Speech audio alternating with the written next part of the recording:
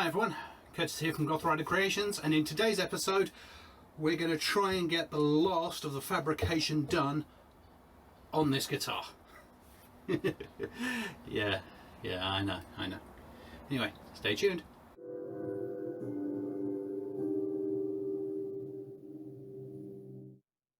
So, not a lot's happened since the last time you saw me. I've just been sort of planning out what's left to do.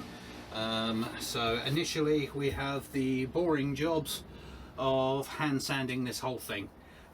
Since carving the neck, I've been checking to make sure there's any damage. I have patched a couple of holes. There was a little bit of damage on the neck, on the headstock. Unfortunately, the sanding went a little bit too far, and you can just see a little bit of the carbon fibre peeking through.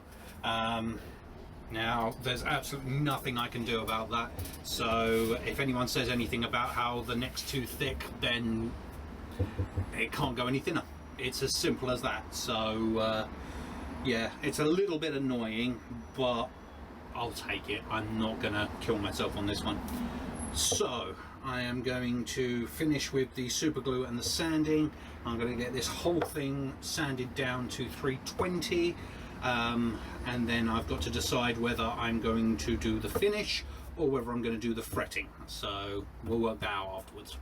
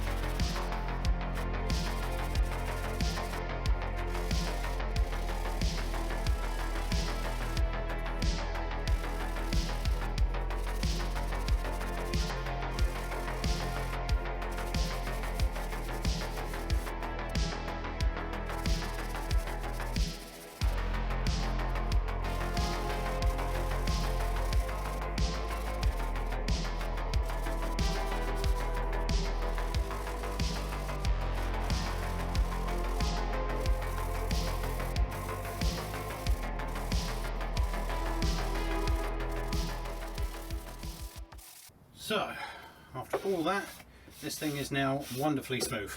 I redid the fret dots. They just feel a little bit flat, so I just added a bit more super glue on there. There are a couple of scratches in where I think where I've mixed the resin with the super glue, it's not reacted all that well, so lesson for next time, one or the other, not both. But once it's treated, I think it will look all right. So what we've done is we've used the 2mm cheetah balsa, and I have used that just to run a little line on there, which should give me my 2mm depth to recut these. I know people like to use masking tape, but I find it kind of bunches up after a little bit, so I'm going to recut these, and then I think tomorrow we'll get started on actually fretting this thing.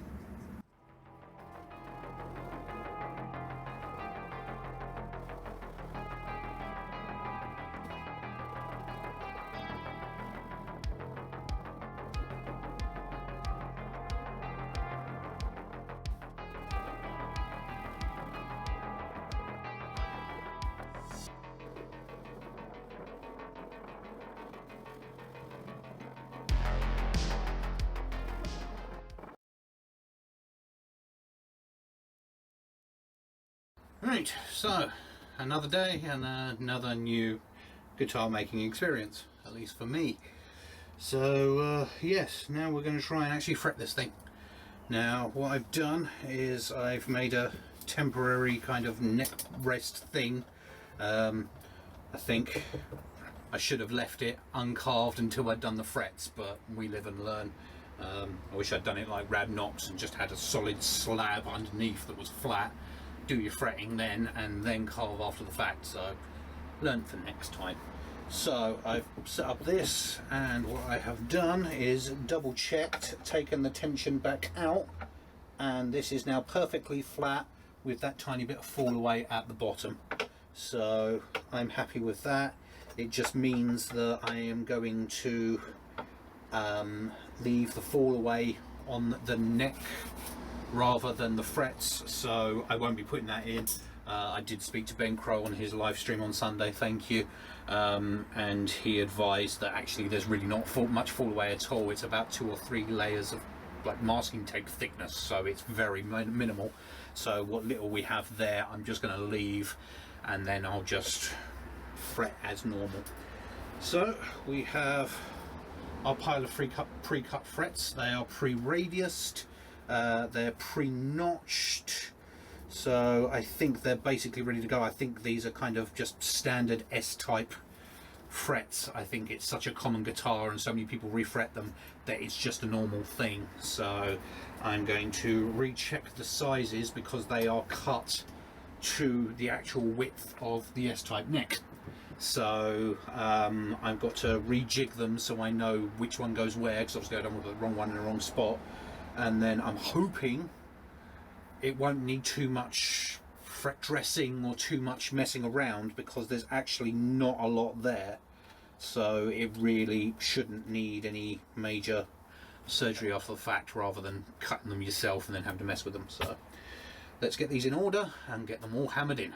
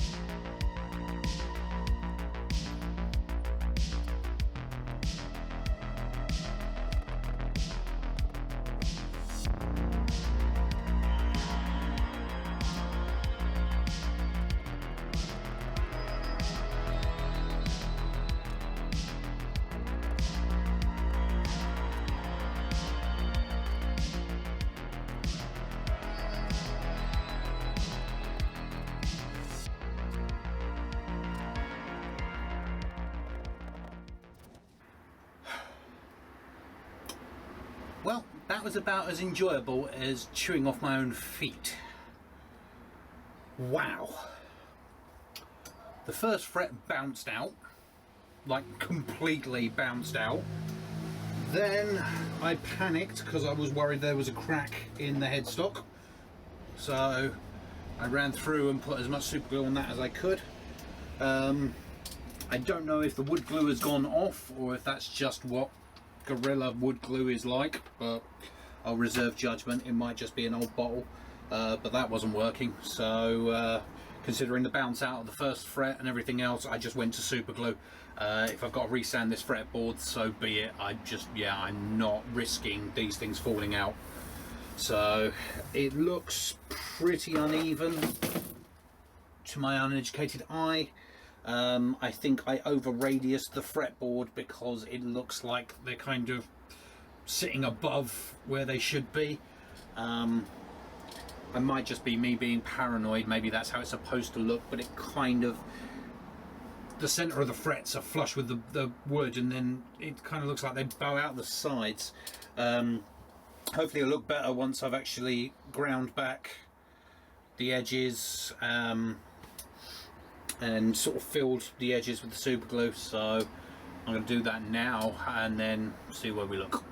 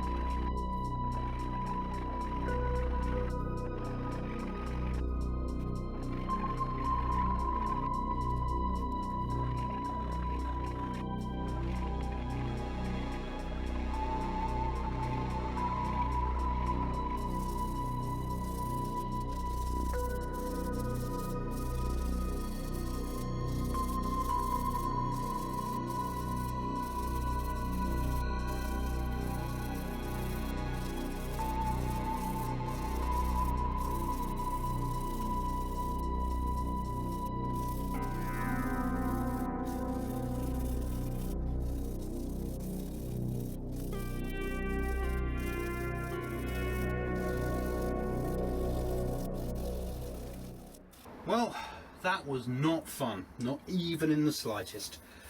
But as far as I can tell, we have now got the frets leveled, crowned, as much as you can do with one of these little things.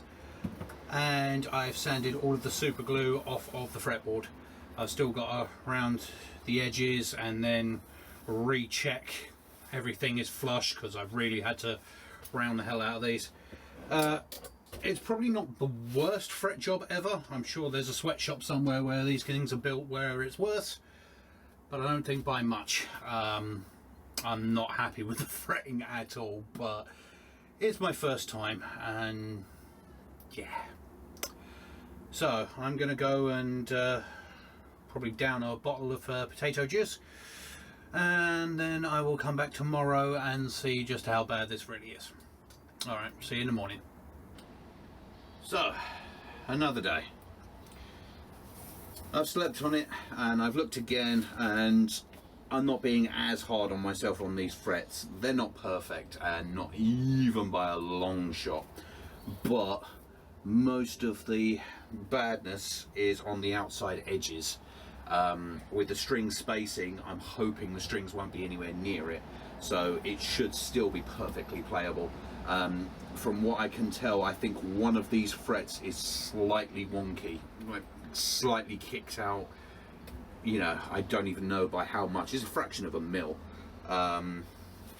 Unfortunately, you know, ex-decorator, tradesman, you know, my calibrated eyeball's not that bad, and I can just see the level on this, and one of them does look a little bit skew-if, but I'm hoping it won't make it unplayable. So I'm going to finish sanding the fretboard to get the last of the super glue off.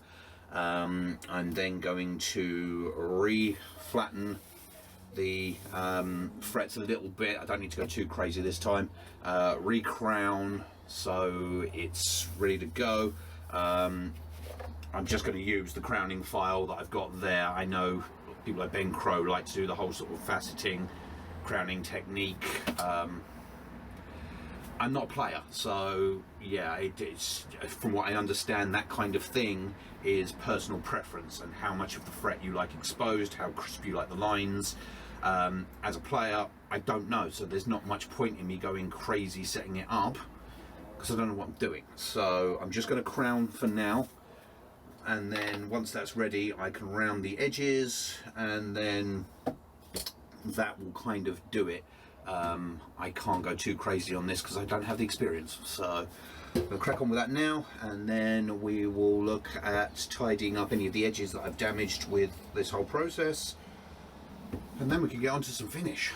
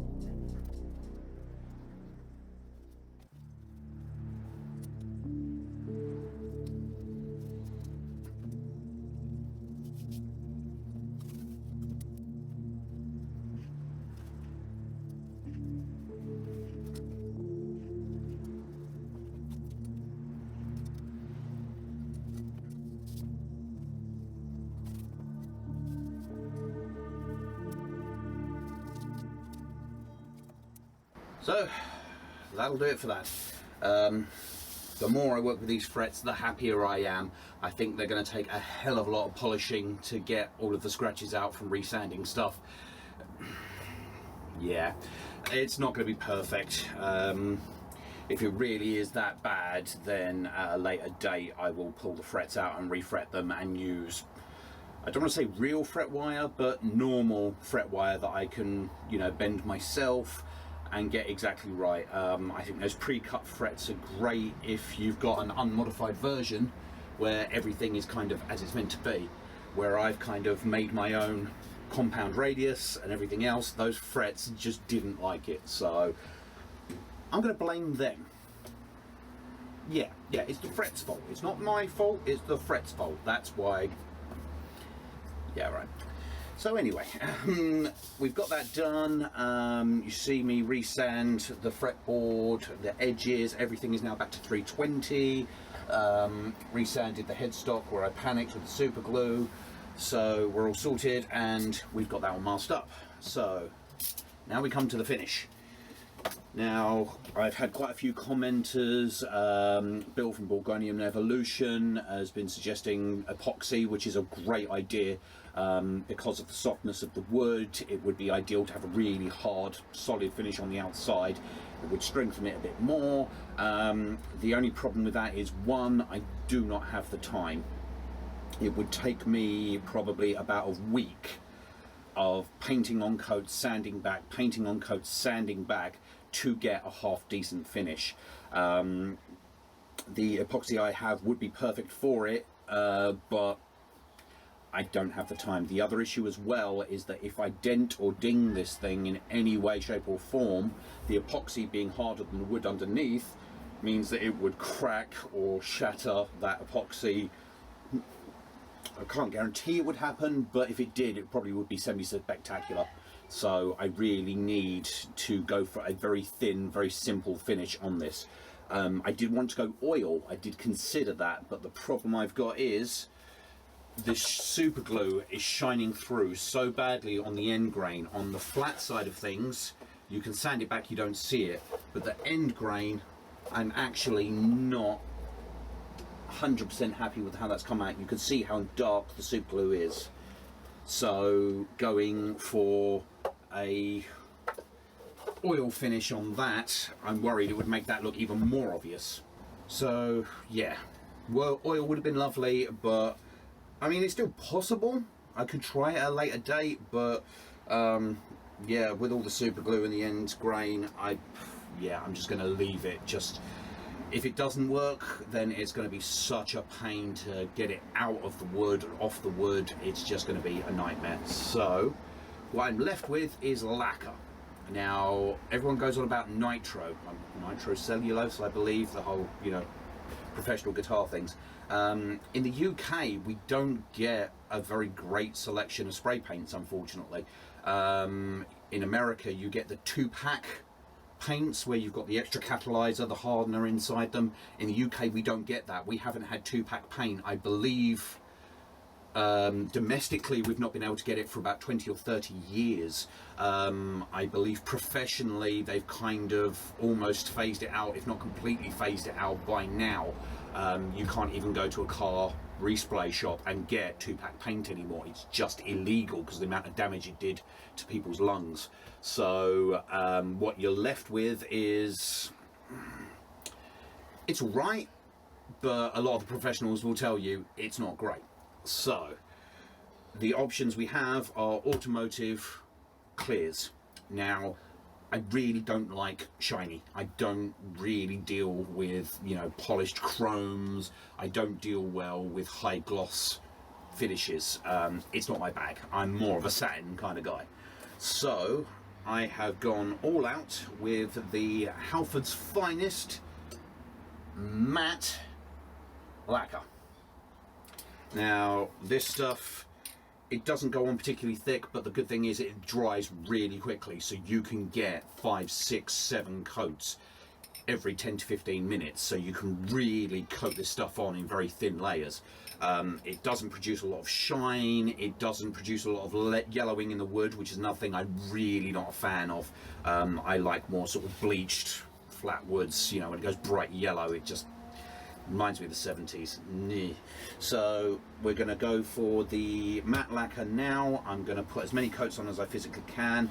If I can film some of it, I will, but I might not be able to because I don't know where I put the batteries for the cameras. So we'll see what we can do. But yeah, I'll get on with that now.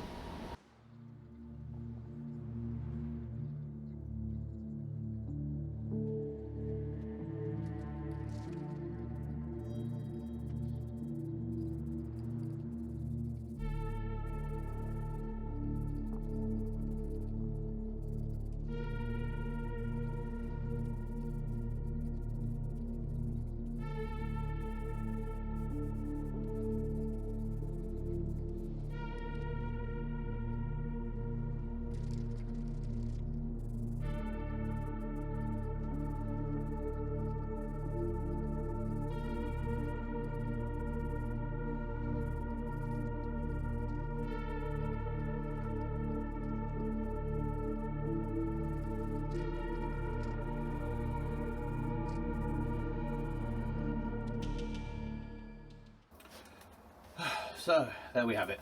It's going to take a few hours for that to dry. I'm probably going to hang that probably in the porch in the house overnight. Don't want to leave it in here. One, I don't want to get it too cold overnight.